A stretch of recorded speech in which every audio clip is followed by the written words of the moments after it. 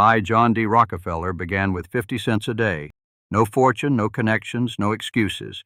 Today you whine, I have no capital. Enough of your whimpering. Capital follows competence alone. Money does not go to the poor, it runs to the man who knows how to make it work. If you have the nerve and the discipline, listen closely. I will show you how to build a profitable enterprise from nothing in this year of 1926. I, John D. Rockefeller, have lived long enough to understand that the true currency of enterprise has never been money. Those who believe otherwise have already lost the game before they have begun. When men ask me how one might commence a profitable business in this year of 1926, in 2026, for time bends strangely when one speaks across generations. With almost no money to speak of, I do not flinch at the question. I welcome it. For I built an empire that brought light to every corner of the civilized world, and I shall tell you plainly, I began with far less than most young men possess today. Let me begin by saying this without flattery or false kindness. The notion that one requires vast capital to build a profitable enterprise is a lie told by lazy men who wish to excuse their own inaction. It is a comfortable lie, warm as a woolen blanket, and just as useful in protecting one from the cold winds of responsibility. I, John D. Rockefeller, tell you that capital follows competence. Money flows to the man who knows what to do with it, not to the man who merely wishes to possess it.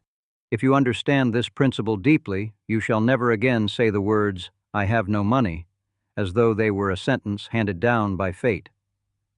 I was 16 years old when I took my first position as an assistant bookkeeper at Hewitt & Tuttle, earning 50 cents a day. I possessed no inheritance, no family fortune, no patron to smooth my path. My father was an unreliable man, often absent, and I learned early that I alone was responsible for my station in life. I kept a small ledger, I called it Ledger A, in which I recorded every penny that entered my hands and every penny that departed. This discipline, more than any stroke of fortune, is the foundation upon which Standard Oil was later built. Before a man deserves to command millions, he must first prove he can command pennies. Now let us turn to the heart of the matter. How would I, Rockefeller, begin a profitable business in this modern age with almost no money? I shall answer you as though we were seated across from one another in my study, and I shall not waste your time with pleasantries. The first principle is this: you must identify a pain that men are willing to pay to relieve. Business is not about products. Business is not about passion. Business is about solving problems that cause men discomfort or cost them money or time or dignity. In my day, the pain was the darkness of night. The whale oil that lit American homes was becoming scarce and dear, and the alternative, kerosene from petroleum, was of inconsistent quality, sometimes dangerous, sometimes foul-smelling, often adulterated with cheap substitutes that would explode and burn houses to the ground. I did not invent kerosene. I did not discover oil. I simply understood that the American family wanted a clean, safe, reliable, inexpensive light to read their Bibles by in the evening, and no one was providing it consistently. That was my opening. That was my fortune. So I ask you, what is the pain of 2026? I need not know the specifics of your age to tell you that men and women still suffer from the same afflictions they suffered in mine. They have too little time. They have too much complexity in their affairs. They are confused by the tools they must use to earn their bread. They fear for their health. They fear for their children's future. They wish to be seen, to be respected, to be understood. They wish to learn skills that will make them more valuable. They wish to be freed from drudgery. These are the eternal pains of mankind, and wherever you see a pain, you see a business. The second principle, and I cannot stress this enough, is that you must not require money to solve a problem that can be solved with labor and intelligence. Too many young men of my acquaintance believed they needed a refinery before they could sell oil. They needed a warehouse before they could sell goods. They needed a factory before they could produce anything of value. This is the thinking of a hired man, not of a proprietor. I tell you that in the beginning, the most valuable asset you possess is your own mind and your own hours, and these you already own in full. In the modern world, I understand, there are tools available to any man with a small device in his pocket that would have astonished Andrew Carnegie himself. You may communicate with any customer on any continent at no cost. You may take payments from a buyer in Singapore while you sit in Ohio. You may build what you call a website, a shop front that never closes and never requires a clerk in an afternoon. You may learn any skill by watching men demonstrate it on your screen. In my day, to learn the oil business, I had to travel to Pennsylvania and observe the wildcatters with my own eyes, enduring the stench of crude and the rough company of drillers. Today, a young man may learn the principles of 10 trades before breakfast, and yet he complains that he has no money. It is an embarrassment to his generation. The third principle, which I consider the most practical for a man with almost no capital, is that you must begin by selling your mind before you sell your goods. The service business is the great gift to the poor man who wishes to become rich. A service requires no inventory. A service requires no warehouse. A service requires no factory. A service requires only that you be better than those around you at solving a specific problem, and that you charge for the solving of it. I would, were I a young man in 2026 with empty pockets, not attempt to manufacture a product. I would instead sell my labor and my intellect at the highest rate the market would bear, and I would save the greater portion of what I earned, and I would invest those savings in the tools and structures that would allow me to eventually sell a product as well. Service first, product second, empire third. This is the order. Let me be concrete, as I always prefer to be. Were I 20 years old today, possessing nothing but my mind and my willingness to work, I would first identify a skill that businesses are desperate to purchase and which may be learned without formal schooling. There are many such skills in every era. In my day, it was bookkeeping and clerical work. Today, I am told, it is the writing of computer instructions, the creation of advertisements that persuade, the management of the digital shops that businesses maintain, the analysis of numbers that describe customer behavior. I would choose one such skill, only one, for the man who chases 2 rabbits catches neither, and I would devote 6 to 12 months to mastering it with a ferocity that would alarm my neighbors. While learning, I would offer my services at prices so low that no reasonable man could refuse them. I would work for small businesses, for shopkeepers, for professionals who have more money than time. I would over-deliver on every engagement. I would treat each client as though he were the only client I possessed, and I would build a reputation for reliability that would precede me into every room. A young man who answers his correspondence promptly, who delivers what he promised on the day he promised it, and who does not make excuses, is so rare in any era that he will find himself in demand within months. Do not underestimate this. The world is full of clever men who fail because they cannot be trusted to do what they said they would do. Be the man who can be trusted, and you shall never lack for work. Once I had established a client base and was earning a respectable income, I would begin to raise my prices. A man who undercharges is committing a sin against his own future. He is also disrespecting his client, for people rarely value what they receive at low cost.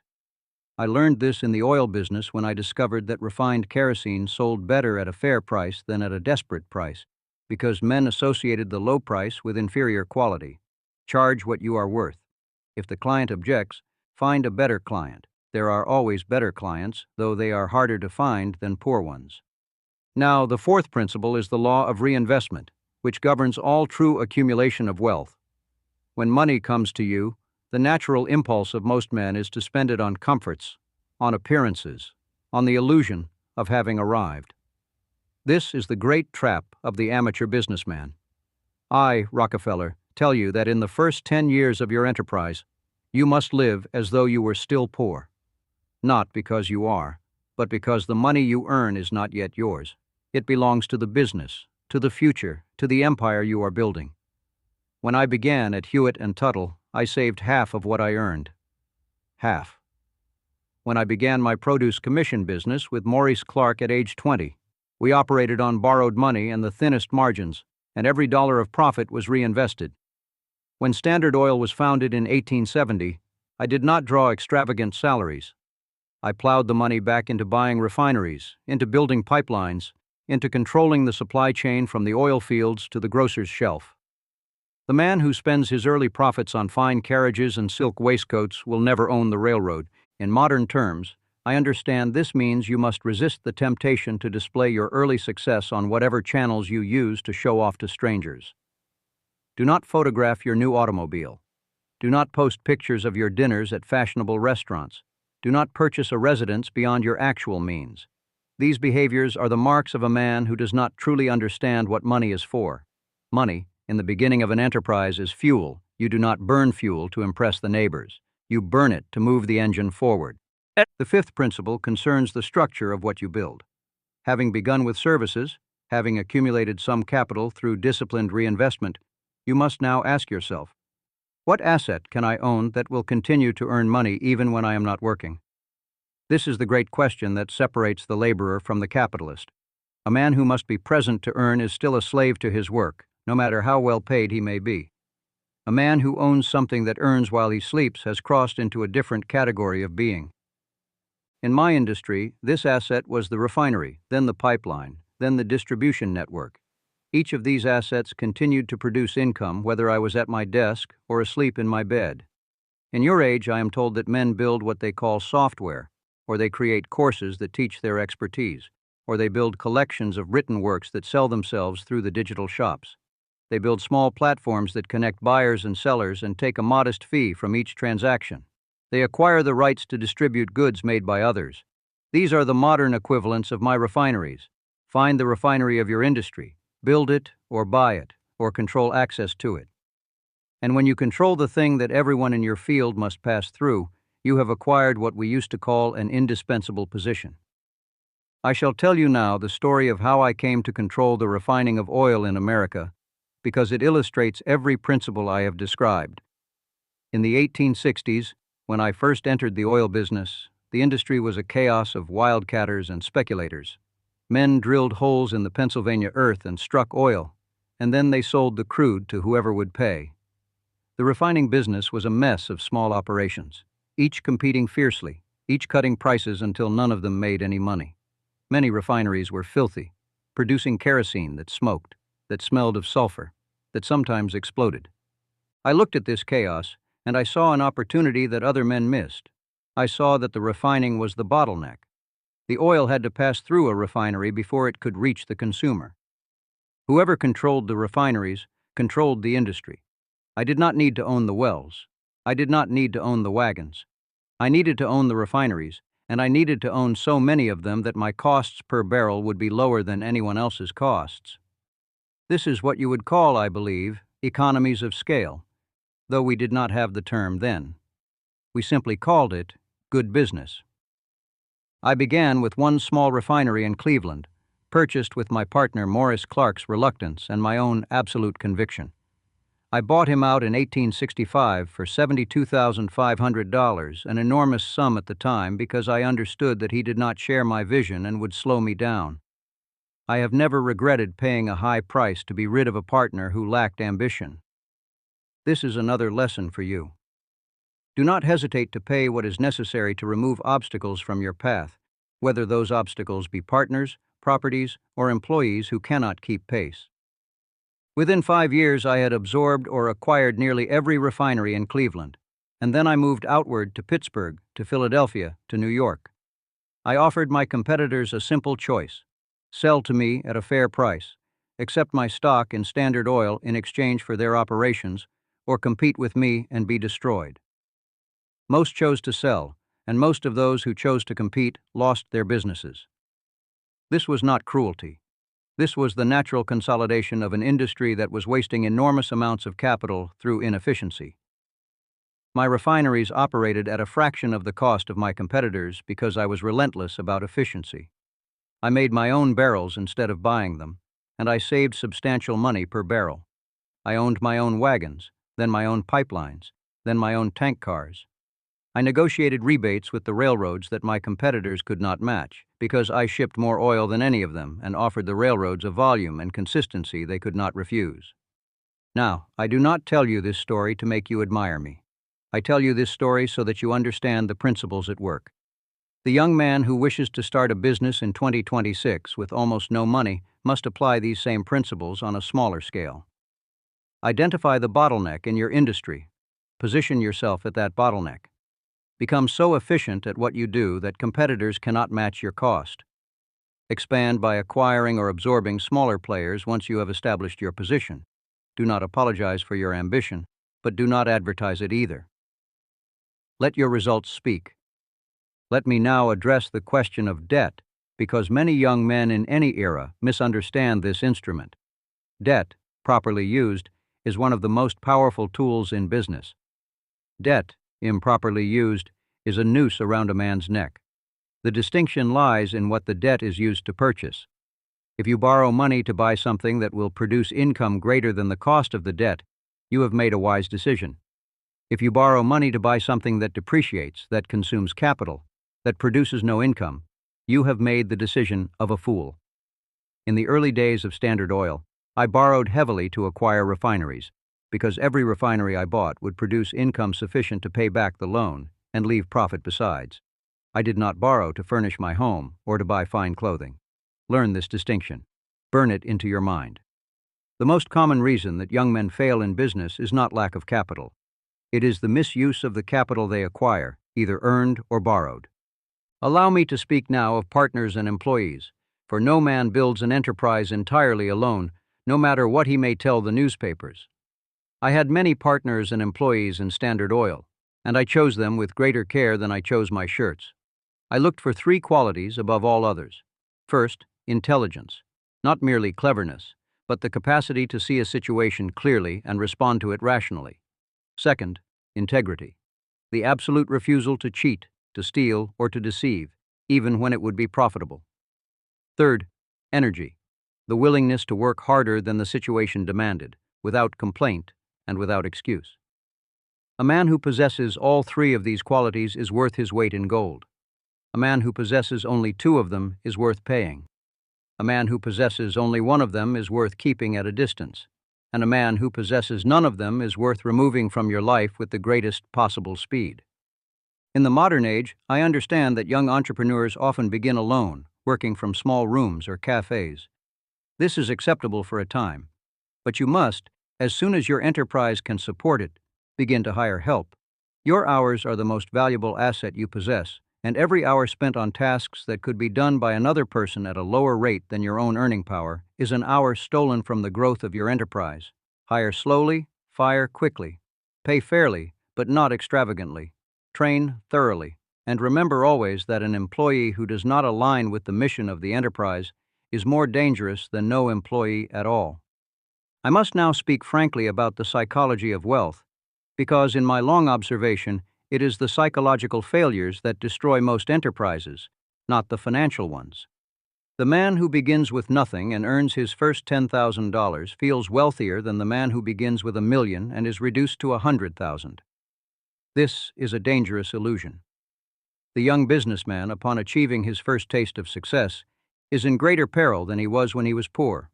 He begins to believe that his success was inevitable, that his judgment is superior, that the rules that apply to other men do not apply to him. This is when he takes the imprudent risk. This is when he borrows beyond his capacity. This is when he hires the brother-in-law who is not qualified. This is when he purchases the fine house that consumes his capital. I have watched 1,000 men rise to modest success and then destroy themselves through pride. Do not be one of them. When success comes, increase your discipline rather than relax it. The market does not care how you felt last year.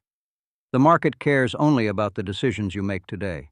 I shall now offer you a plan, should you wish to follow my counsel and begin a profitable business in 2026 with almost no money.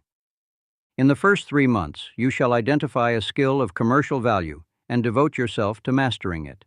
You shall rise early, study diligently, and practice constantly. You shall take no employment that does not either pay you or teach you, and preferably both. You shall spend no money on anything that does not directly contribute to your acquisition of this skill or to your physical survival. You shall tell your friends that you are unavailable for social amusements until further notice, and you shall mean it.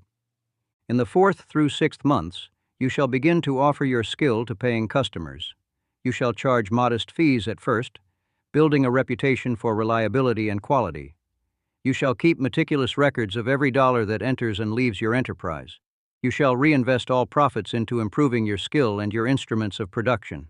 In the 7th through 12th months, you shall raise your prices as your skill improves and your reputation grows. You shall begin to decline clients who do not respect your time or pay your fees promptly. You shall begin to systematize your work, creating templates and procedures that allow you to serve more clients without increasing your hours proportionally. In the second year, you shall begin to build assets beyond your services. You shall create a product, a course, a software tool, a collection of written work, or some other thing that can be sold repeatedly without your continued labor. You shall begin to hire your first employee or contractor to handle the tasks that consume your time without commensurate reward. In the third and fourth years, you shall scale your enterprise, hiring more employees, acquiring more customers, and increasing your market share within your chosen field.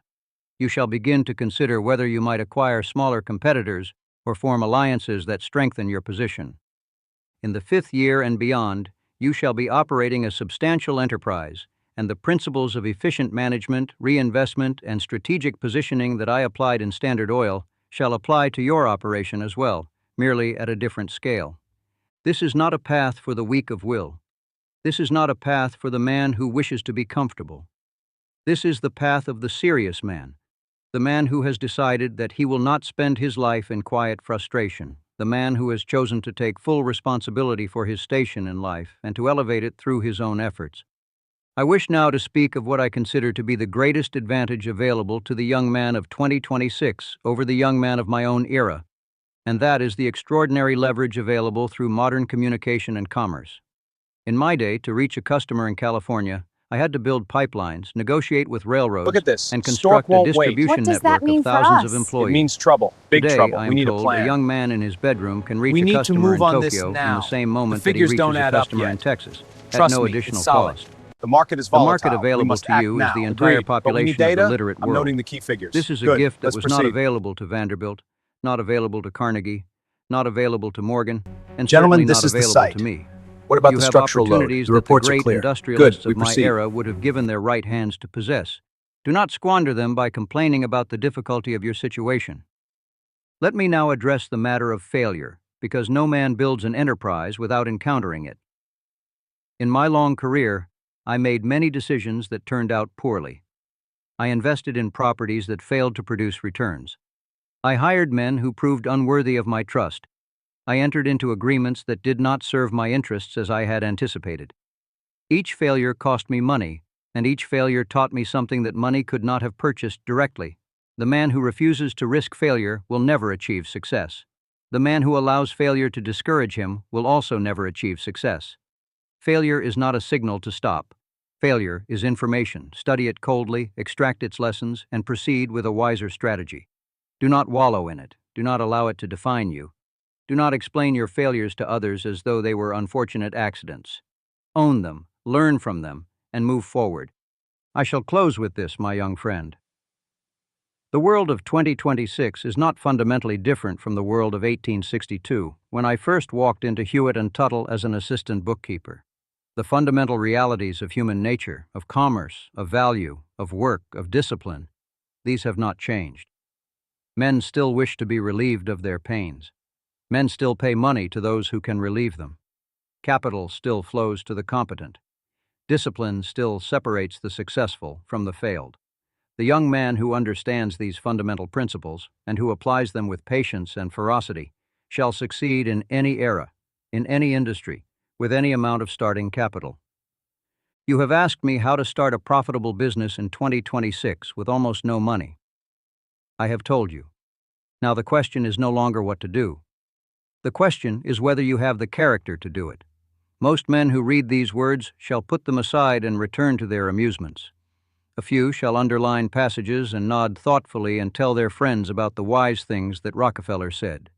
An even smaller few shall actually begin. And of those who begin, fewer still shall persist through the inevitable difficulties. But those who do persist, those who master a skill, who serve clients faithfully, who reinvest their profits, who build assets that produce income, who maintain their discipline through success and failure alike, those men and women shall find, as I did, that a great fortune is not built through luck or inheritance or cleverness. It is built through character, applied over time, to the solving of real problems for real customers. Do not ask whether you have enough money. You do. You have all the money you need, which is your own time, your own mind, and your own willingness to work harder than those around you. Begin today. Begin small. Begin imperfectly. But begin. I, John D. Rockefeller, have given you the truth as I understand it. What you do with it is no longer my concern. It is yours alone. God helps those who help themselves, and the market rewards those who serve it well. Now go and do the work.